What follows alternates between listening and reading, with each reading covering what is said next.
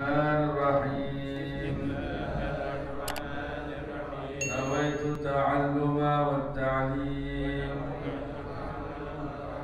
والتذكر والتذكير والنفع والانتفاع والإفادة والاستفادة والحث على التمسك بكتاب الله وسنة رسول الله والدعاء إلى الهدى والدلالة على الخير ابتغاء وجه الله ومرضاته وقربه وثوابه وصلى الله على سيدنا محمد وعلى آله وصحبه وسلم والحمد لله رب العالمين. بسم الله الرحمن الرحيم. السلام عليكم ورحمة الله وبركاته. الحمد لله رب العالمين، وبه نستعين على أمور الدنيا والدين، والصلاة والسلام على أشرف الأنبياء والمرسلين سيدنا وحبيبنا وشفيعنا وقرة أعيننا ومولانا محمد المبعوث رحمة للعالمين وعلى آله الطيبين الطاهرين وصحابته الغر الميامين والتابعين وتابع التابعين ومن تبعهم بإحسان إلى يوم الدين. سبحانك يا الله، سبحانك لا علم لنا إلا ما علمتنا إنك أنت العليم الحكيم. ربنا زدنا علما وارزقنا فهما وافتح لنا فتوح العارفين وفقهنا في الدين وعلمنا التأويل واهدنا إلى سواء السبيل وارزقنا فهم النبيين وحفظ المرسلين وسرعة إلهام ملائكة المقربين. اللهم أغرنا بالعلم وزينا بالحلم وأكرمنا بالتقوى وجملنا بالعافية يا أرحم الراحمين. أما بعد، alhamdulillah, puji syukur kehadirat Allah, salawat dan salam tak lupa senantiasa terus kita haturkan kepada junjungan kita Nabi besar Muhammad sallallahu alaihi wa alihi wasallam. Alhamdulillah, kembali kita berkumpul di majelis ta'lim Darul Mustafa yang penuh dengan keberkahan ini.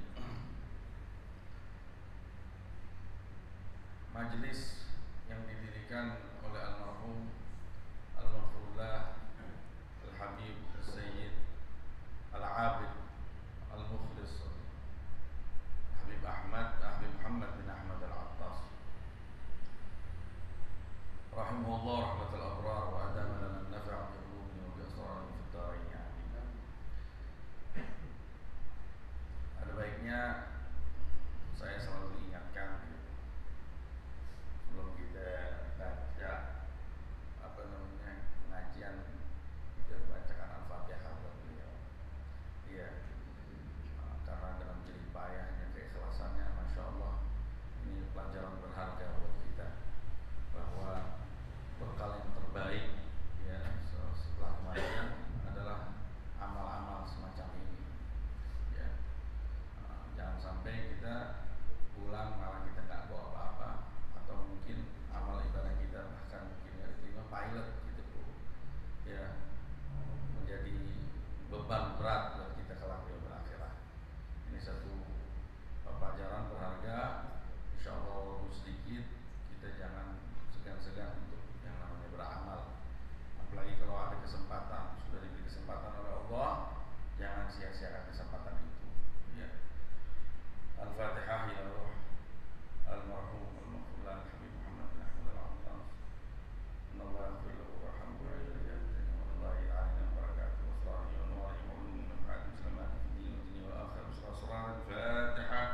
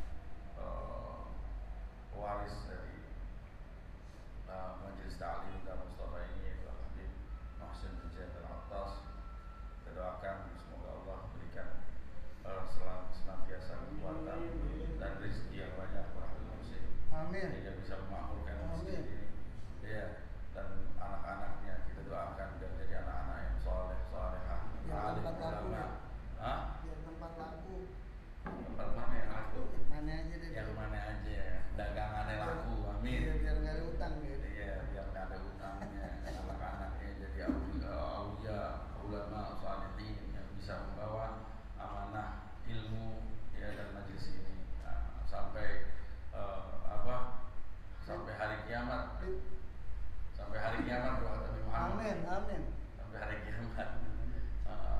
Rizik memancur sebab air zam-zam yang tidak henti-hentinya. Masya Allah. Juga kepada Al-Habib Saleh bin Syahab yang sudah membuka majelis, istilahnya senantiasa memakmurkan majelis kita ini dengan aneka macam zikir, ya, yang sudah menjalankan program-programnya dengan baik. Alhamdulillah, kita doakan semoga Allah berikan kesehatan, Allah panjangkan umurnya dalam taat, ya Allah berikan dia rezeki zahir dan batin, amin ya rabbal alamin.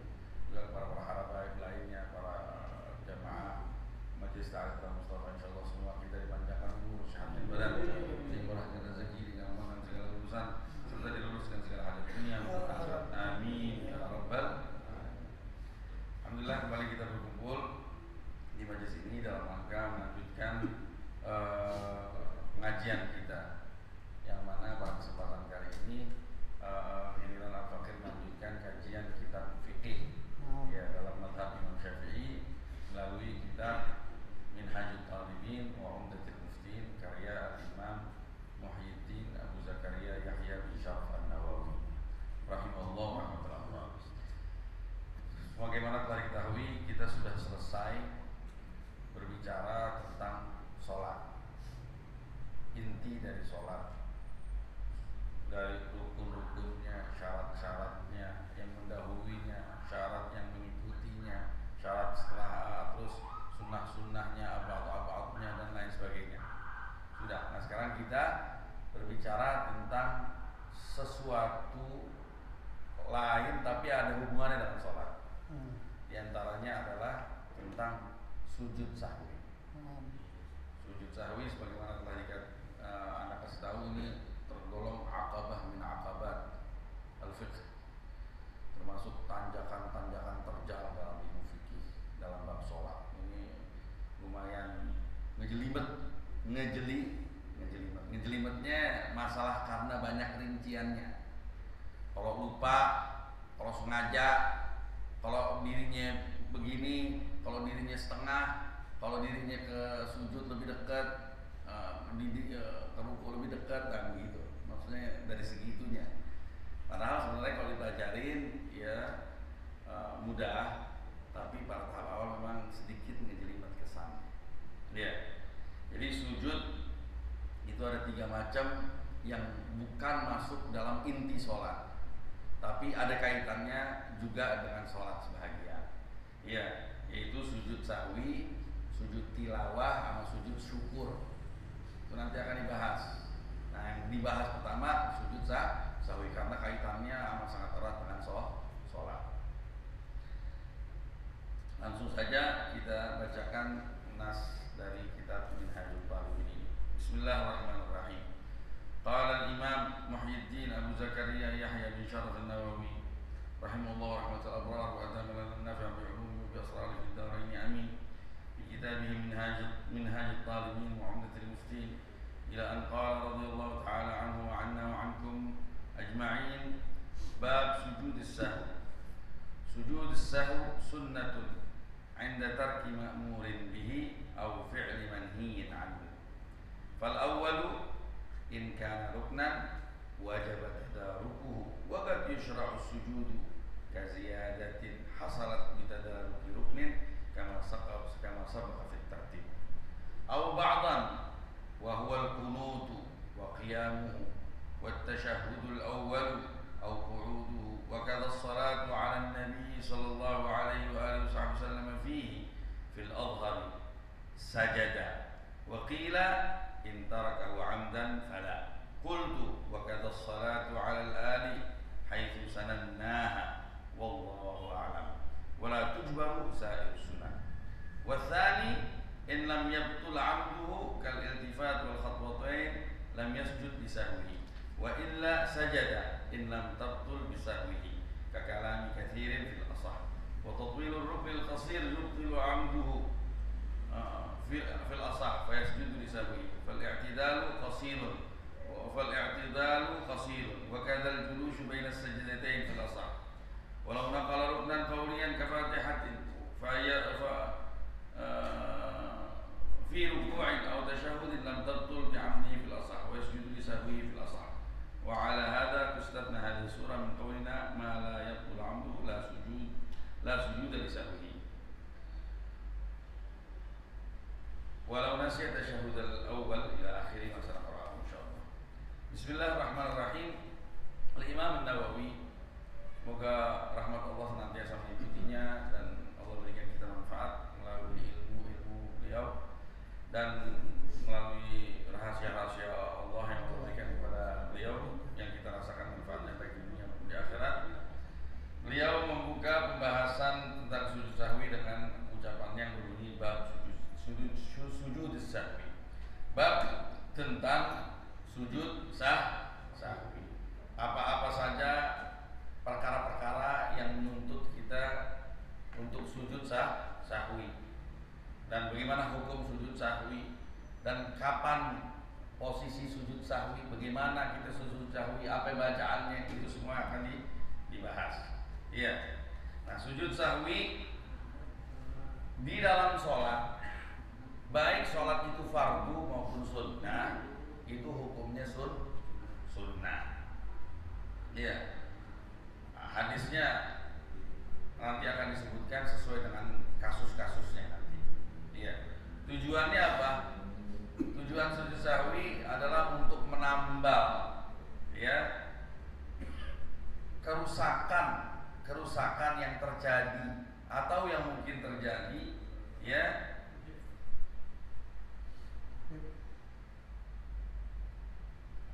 Waliyujbar khalal al-hasil ala sujud at-tilawah kaunnya la yaf'al illa fi shalah. Lagi fitabi jadda masjid at-tilawah. Ya, tujuannya untuk menambal sesuatu sholat yang dianggap oleh syariat itu ada keretakannya, ya, karena ada hal-hal yang dianggap perlu disempurnakan. Tapi sunnah, andaikan nggak sujud sahwi, ingat, sujud sahwi sunnah. Tapi ada kasus ketika kita nggak tahu, tapi kita sujud sahwi, ya, atau misalkan kita sok tahu, misalkan lupa nggak baca bacaan sujud, lupa tadi nggak baca sujud, terus kita sujud sahwi, malah batal sholat. Mendingan kalau nggak ngerti, mendingan jangan bawain. Kenapa? Karena sujud sahwi itu nambah gerakan dalam sholat. Kalau penambahannya tersebut nggak dituntut, nggak sunnah, akhirnya jadi bermasalah. Jadi sujud sahwi itu sunnah. Ya. Nah, kapan kita disunahkan sujud sahwi? Ada sebab-sebabnya. Disebutkan di sini sujud sahwi sunnah kapan? Yusanu 'inda tarki ma'murin. Di saat seseorang atau enggak yang sholat meninggalkan sesuatu yang memang diperintahkan dalam sholat, diperintahkan dalam yang perkara-perkara tertentu, enggak semuanya, atau meninggalkan sesuatu atau melakukan sesuatu yang dilakukan di sholat dengan persyaratan-persyaratannya. Jadi sujud sahwi itu disunahkan di saat kita meninggalkan sesuatu yang diperintahkan dengan persyaratannya, atau melakukan sesuatu yang dilarang dengan persyaratannya. Walaupun itu melakukan sesuatu yang dilarang itu masih sifatnya ragu, nanti ada gambaran. Ya, intinya secara globalnya dulu sujud sahwi itu disunahkan karena ada perkara yang diperintahkan untuk dilakukan tidak dilakukan, atau ada perkara yang nggak boleh dilakukan malah dilakukan. Secara globalnya itu tentu nanti dengan persyaratan tidak semuanya yang diperintahkan terus ditinggalkan disunahi sujud sahwi, karena ada perkara yang diharuskan dilakukan ditinggalkan nggak bisa ditambal pada sujud sahwi. Contohnya rukun. Yang namanya rukun kalau ditinggalin ya harus dikerjain tuh rukun. Ya nggak bisa ditambal pakai sujud sahwi. Nah, Jadi tapi secara global yang namanya sujud sahwi dia sunnah dia meninggalkan perkara-perkara tertentu yang diperintahkan untuk dilakukan tapi tidak dilakukan, atau melaksanakan perkara-perkara tertentu yang tidak boleh dilakukan malah dilakukan. Ya. Jadi sunnatun 'inda tarki ma'mulin bihi aw fi'li manhiyin anhu. Fal awal yang pertama yaitu meninggalkan sesuatu yang diperintahkan untuk dilakukan. Meninggalkan sesuatu yang tertentu, ya, ada beberapa hal diperintahkan untuk dilakukan tapi tidak dilakukan. Fal awal, nah, in kana ruknan, kalau memang dia rukun, ya, wajib tadarku, harus disusul, diulang. Lupa ruku di rakaat pertama, atau langsung sujud, terus duduk di antara sujud lagi, berdiri di rakaat kedua, lagi suruh baca surat Al-Fatihah, ingat, anak tadi belum ruku, tinggalin Al-Fatihah, ruku lagi langsung. Nah, apa yang sudah dikerjakan setelah perkara yang dia tinggalkan itu dianggap nggak terhitung. Jadi lupa ruku, kerjain tuh ruku. Nah, lu ingat kan, lu nggak ruku, nah sekarang lu ruku. Nah, apa yang sudah dilakukan setelah ruku yang ditinggalkan tadi, sujud, duduk di antara dua sujud, berdiri, itu nggak dianggap malghi. Dan ini sudah dibahas di pembahasan tentang rukun tertib. Nah, waqad yushra'u as-sujud, tapi terkadang dalam kasus ninggalin rukun dan akhirnya kita diperintahkan untuk membawakan kembali rukun yang kita lupa kita laksanakan, itu ada beberapa kasus di situ kita disunahkan sujud sahwi. Kalau katanya waqad yushra'u as-sujud kaziyadatin hasrat bitadarruki rukun. Kalau misalkan kita akan ada beberapa tambahan yang mau nggak mau dilakukan karena memang kita dituntut untuk mengulang rukun, melaksanakan rukun yang ditinggalkan. Ada satu gambaran di mana kita juga harus melakukan perkara-perkara tambahan. Nah, tambahan ini di luar soal nggak dihitung dalam bagian. Nah, itu dianggap harus sunnah sujud sahwi. Kenapa? Karena dia melakukan perkara yang kemungkinan itu tambahan. Contoh singkat nih, ana sholat asar, pas ana lagi di rakaat, lagi berdiri nih, itu lupa, ini ana rakaat keempat apa rakaat ketiga, gitu kan? Akhirnya kan disuruhnya apa? Disuruhnya tambahin aja, benar gak? Nah, ambil yang paling dikit. Nah, pas ditambahin, tambahannya ini kemungkinan benar, kemungkinan salah kan? Artinya begini, tambahannya ini kemungkinan rakaat keempat. Kalau memang benar ternyata kita baru 3 rakaat, berarti tambahannya itu benar. Atau kemungkinan tambahannya di rakaat kelima, karena kemungkinan benar kita di rakaat keempat. Nah, karena ada kemungkinan tambahan, disunahkan sujud sahwi. Jadi dalam kasus tadaruk rukun pun juga ada gambaran di situ kita disunahkan sujud sahwi. Iya, berarti ada sesuatu yang dia tinggalkan, atau ada sesuatu yang dia lakukan, padahal nggak boleh dilakukan. Nah, itu kalau ninggalin rukun. Jadi rukun secara umum nggak bisa diganti dengan sujud sahwi. Tapi ada gambarannya di saat kita mau bawain rukun, tapi di situ kita disuruh sunnah sujud sahwi. Nah, sekarang kalau perkara yang diperintahkan yang dengan kita tidak laksanakan terus disuruh sujud sahwi, di antaranya selain rukun apa? Ba'd itu perkara sunnah, tapi dia sunnahnya ditekankan sekali karena dia dianggap hampir dianggap bagian dari sholat. Ya, seakan-akan anggota tubuhnya sholat. Contohnya tasyahud awal. Tasyahud awal itu dia ini nggak rukun, tapi dia itu ba'd minal ab'ad, sunnah ya, tapi yang ditekankan sekali untuk dilaksanakan sampai dianggap bagian tak terpisahkan dari sholat. Nah, apabila ditinggalkan sunnah sujud sahwi.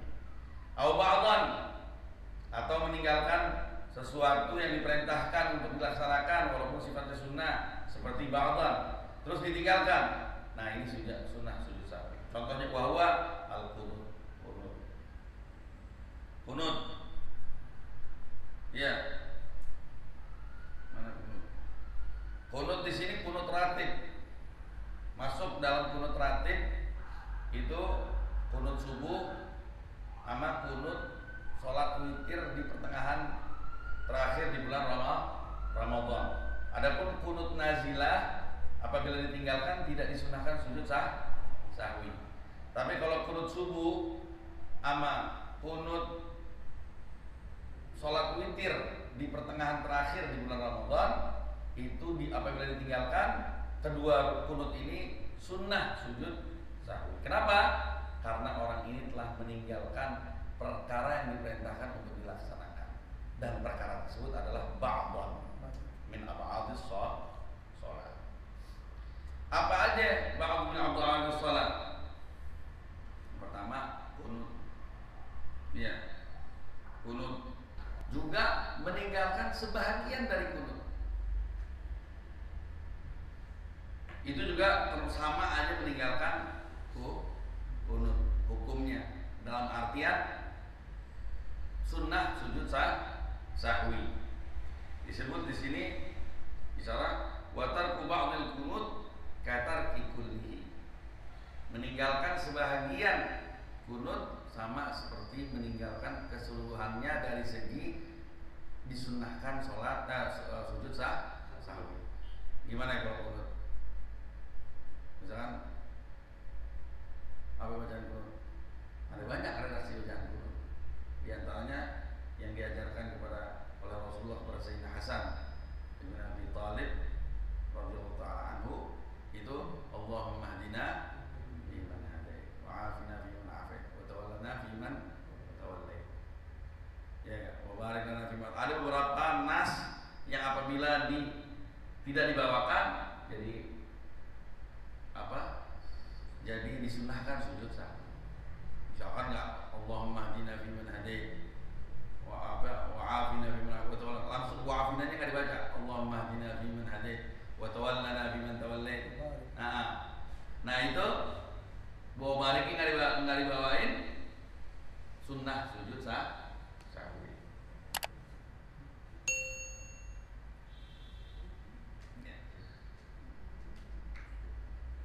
Yang dimaksud ninggalin kunut, ninggalin yang diperintahkan kita untuk dilaksanakannya, apapun riwayatnya.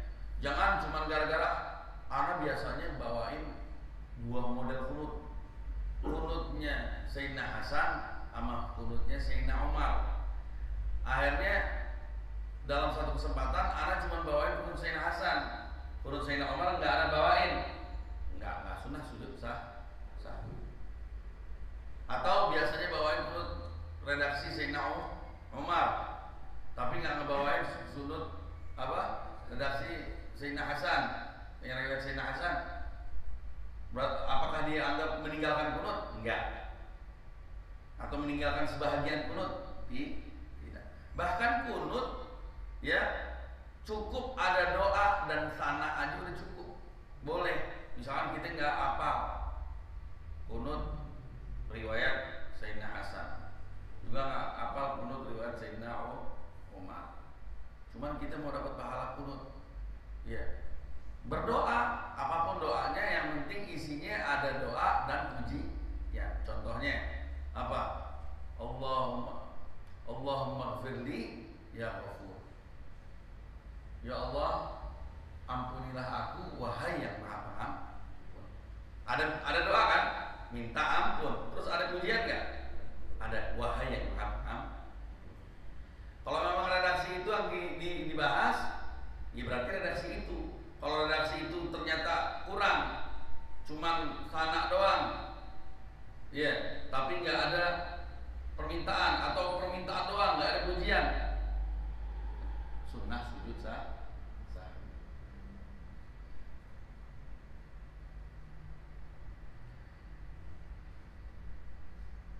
Wah, juga termasuk meninggalkan kunut di sini masuk wa huwa al-qunut wa qiyam, dan berdiri untuk kunut. Kok bisa? Ya orang kalau ninggalin kunut berarti ninggalin berdirinya juga. Gini ya. Bagaimana gambaran ninggalin berdirinya tanpa meninggalin kunut? Kalau orang dia nggak hafal kunut dan nggak tahu bahwa kunut bisa diganti dengan permintaan lain dan pujian, tetap sunnah dia berdiri dengan dirinya orang kunut di momen tersebut. Sebagaimana orang kalau wajib baca surat Al-Fatihah, wajib baca surat Al-Fatihah, tapi dia nggak bisa baca surat Al-Fatihah, kan diganti sama ayat lain yang jumlahnya sama seperti jumlah ayat surat Al-Fatihah. Kalau nggak bisa ayat lain, ya zikir, ganti zikir. Kalau nggak bisa juga ujung-ujungnya diam sekadar waktu bacaan surat Al-Fatihah. Wajib melakukan hal itu. Nah, juga kasus ini terjadi pada kunut, maksudnya dianjurkan juga, tapi sifatnya sunnah.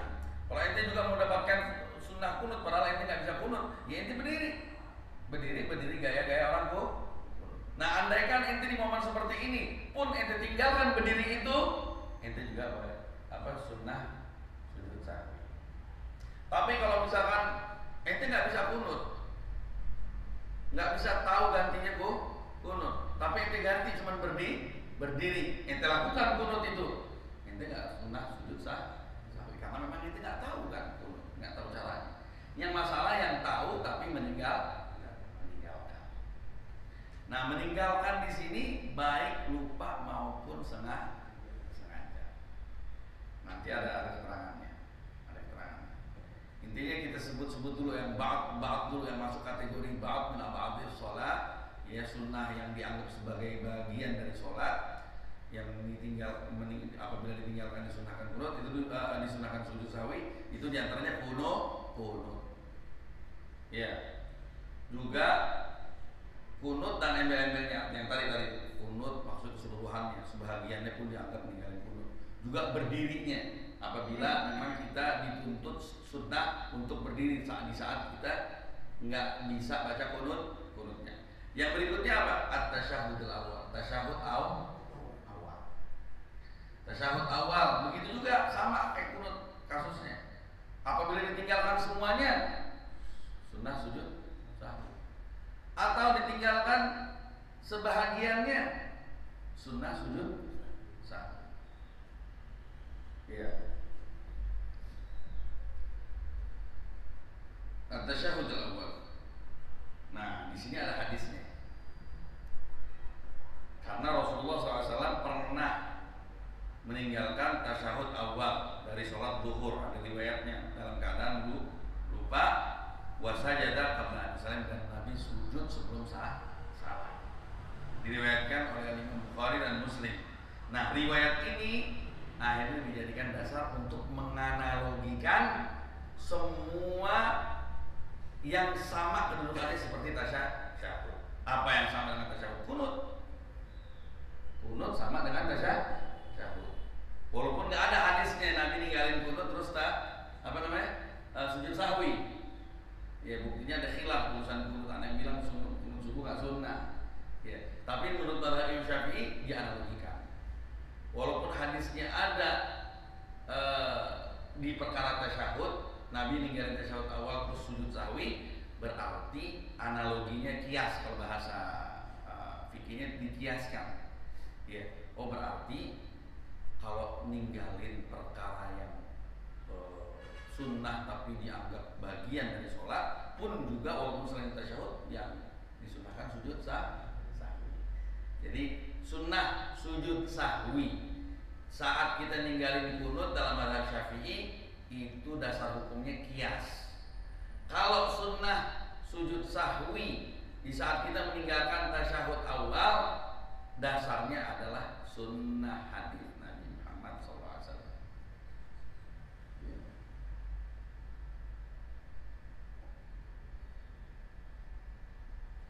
Jadi tasyahud awal. Jadi boleh orang ninggalin tasyahud awal kalau buru-buru, ya buru-buru atau nggak mepet, dikit lagi mau azan nih, mepet tiduran.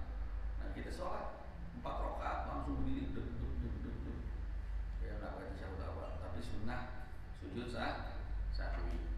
Au qu'uduhu atau nggak duduk untuk tasyahud awal. Walaupun di saat kita meninggalkan tasyahud awal, otomatis kita meninggalkan duduk untuk tasyahud awal. Bagaimana gambaran kita meninggalkan duduk tasyahud awal?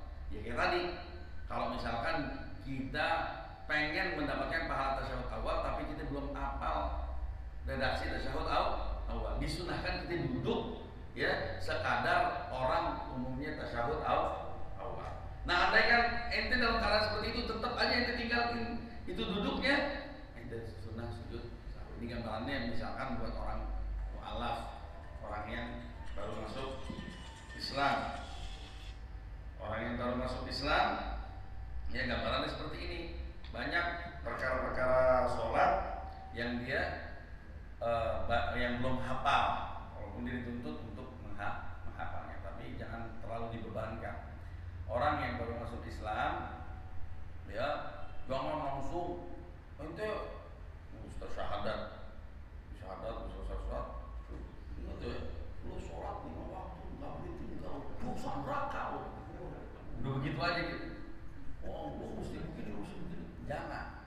Orang bilang begini, Masya Allah, Alhamdulillah engkau termasuk golongan kami sekarang, Muslim, orang yang diridhoi insya Allah. Terus habis itu belajar ilmu agama, jadi biar tahu yang mana yang harus kita laksanakan, yang mana yang harus tidak. Begitu. Yang penting ajak dulu biar dia mau belajar. Jangan langsung dicecer, ya. Jangan langsung dicecer. Terus yang berikutnya apa? Sholat kepada Nabi Muhammad, salawat kepada Nabi di dalam tasyahud. Kalau di dalam rukunnya itu kan berdiri sendiri. Nah di tasyahud awal pun dia adalah perkara ba'ab yang berdiri sendiri. Apabila kita tinggalkan, kita sunnah sujud sahwi. Fil Allah. Jadi apabila meninggalkan yang semacam ini, sajadah sujud sahwi. Ya, sajadah. Wa gila intaraka amdan falakna. Ada yang bilang enggak serta-merta langsung sujud. Ninggalinnya lupa apa sengaja. Kalau ninggalin lupa ya sujud sahwi. Sahwi itu sujud, artinya sahwi itu lupa aja. Kalau enggak sengaja jangan sujud sahwi. Ya itu lalai, kenapa itu enggak kerjain? Ada yang bilang begitu. Tapi yang muktamad, walaupun kita sengaja, kita tetap sujudnya sujud sahwi. Terus bacaannya apa ya? Kan kalau bacaan sujud sahwi yang kita kenal, subhanalladzi la yanam wa la yasku. Maha suci dia zat yang tidak pernah tidur dan tidak lupa. Nah kan kita sengaja. Enggak apa-apa, enggak ada salahnya. Emang di situ ngomong Maha suci Allah yang tidak tidur dan tidak lupa, adapun saya lupa dan tidur. Enggak kan? Ini kan muji Allah. Allah memang enggak pernah tidur, enggak pernah lupa. Jadi tetap redaksinya sama, walaupun ninggalinnya sengaja. Tetap doanya itu sama. Doa di dalam sujud sahwi. Untuk Imam Nawawi menambahin, wa kana salatu ala, begitu juga sholawat kepada keluarga Nabi. Apabila ditinggalkan, ya sunnah sujud sahwi. Karena kita memang mensunnahkan itu di di tasyahud awal. Tasyahud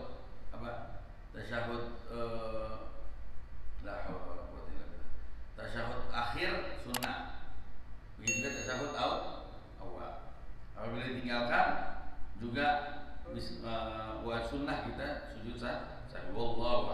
Wala tujbar sa'ir sunnah. Tapi selebihnya sunnah-sunnah yang lain kayak bacaan sujud, bacaan ruku, terus apa lagi?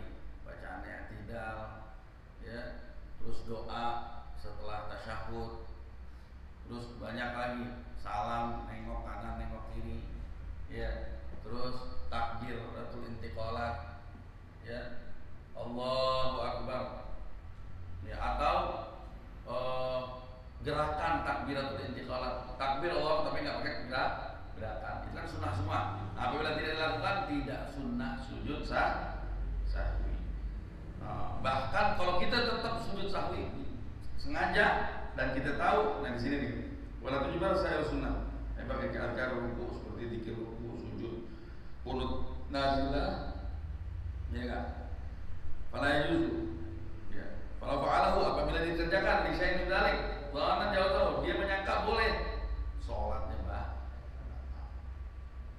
kecuali kalau dia orang baru masuk Islam. Ini baru masuk Islam atau tinggal jauh dari ulama. Nah itu nggak batal. Nah itu perkara sujud sahwi sunnah dilakukan bagi orang yang meninggalkan perkara yang dianjurkan untuk dilakukan. Di antaranya apa? Itu dia, apa namanya? Meninggalkan ba'd min ab'adis shalah. Nah sekarang wasani yang kedua, yaitu kan digambarkan tadi di awal redaksi secara global bahwa sujud sahwi disunnahkan bagi orang yang meninggalkan perkara yang dianjurkan untuk dilaksanakan atau melaksanakan perkara yang dilarang untuk dilakukan. Nah ini yang kedua. Apa? In lam yaqtul amru. Ada dua macam. Perkara yang nggak boleh dilakukan tapi dilakukan. Ada dua macam. Yaitu ada perkara yang nggak boleh dilakukan tapi apabila dilakukan sengaja tidak membatalkan sholat. Contohnya apa? Nengok. Sholat nengok boleh nggak? Nggak boleh. Tapi apabila kita nengok, batal gak sholat kita? Sengaja? Enggak. Kecuali kalau gerakan yang lebih dari 3 berkesinambungan. Jadi secara umum kita nggak boleh melakukan gerakan yang nggak memang bagian dari gerakan sholat. Apalagi disengaja. Tapi ada gambaran yang nggak boleh, tapi apabila dilakukan nggak batal sengajanya. Contohnya kal-iltifat, ya, wal khatwatain, 2 langkah ke depan. Boleh gak kita melangkah? Nggak boleh sebenarnya. Ya, tapi kalau kita tetap melangkah juga sengaja, batal gak? Kagak batal. Nah, kalau misalkan modelnya seperti ini, nggak boleh dilakukan, tapi dilakukan juga. Tapi dia termasuk perkara yang tidak membatalkan sholat apabila dilakukan secara sengaja, tidak sujud sahwi. Lam yasjud bisa.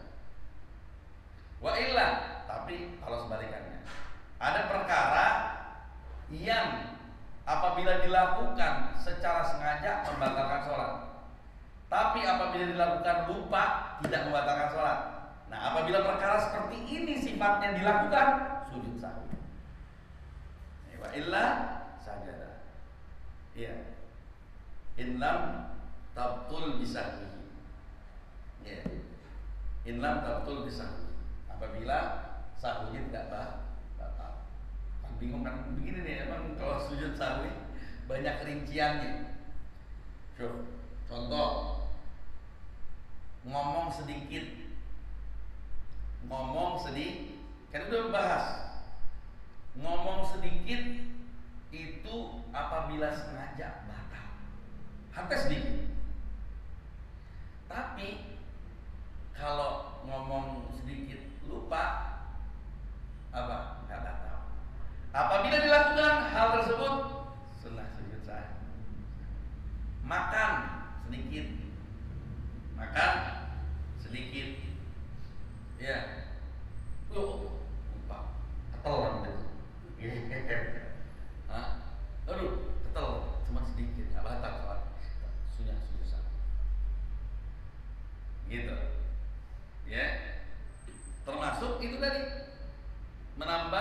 rukun tapi karena ragu.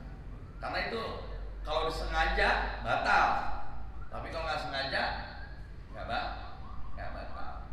Nah ini apabila dilakukan sunnah sujud sah.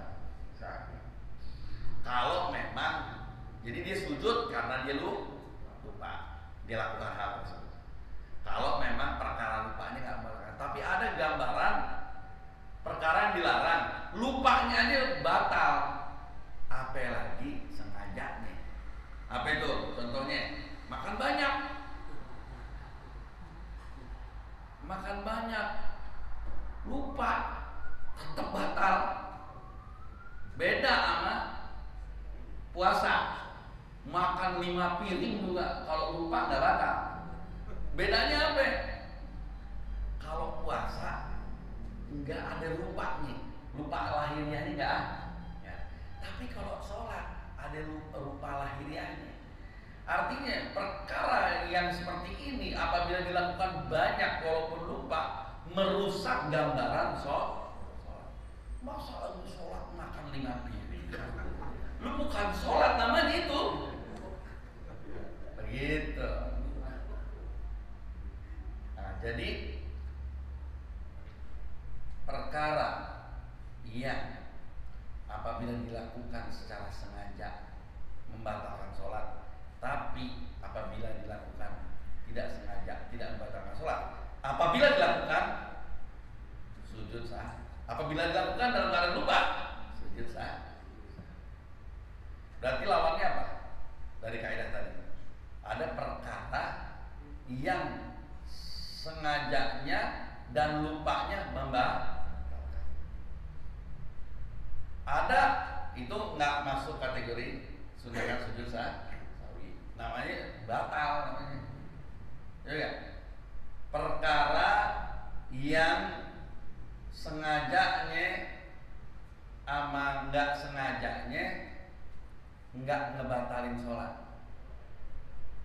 Ya, kayak ngok sekali.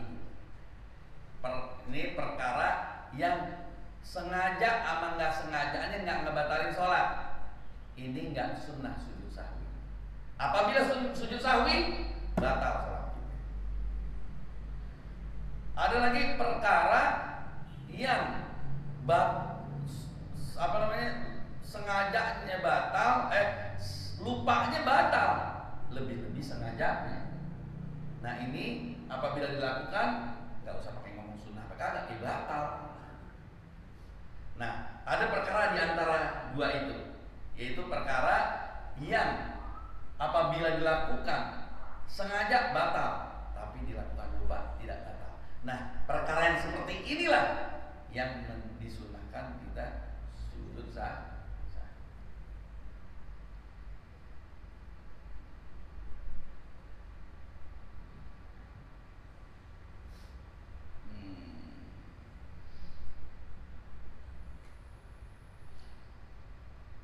Ya.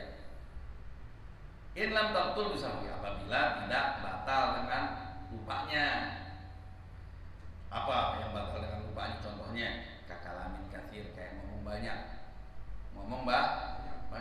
ngomong cerita, pas udah lupa cerita panjang lebar, itu tetap batal.